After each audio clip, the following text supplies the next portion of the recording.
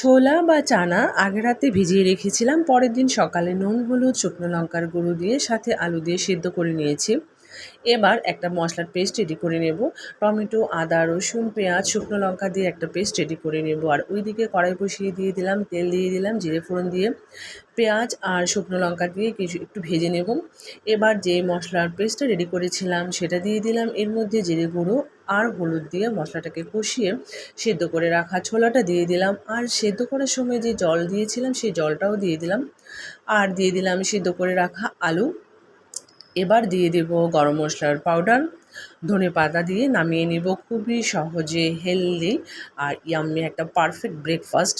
এই ছোলা বা চানা আগের দিন রাতে ভিজিয়ে পরের দিন সকালে এর সাথে কিশমিশ বা আদা দিয়ে কাঁচাও খাওয়া যায়, এরই একটা রেসিপি তোমাদের সাথে শেয়ার করলাম।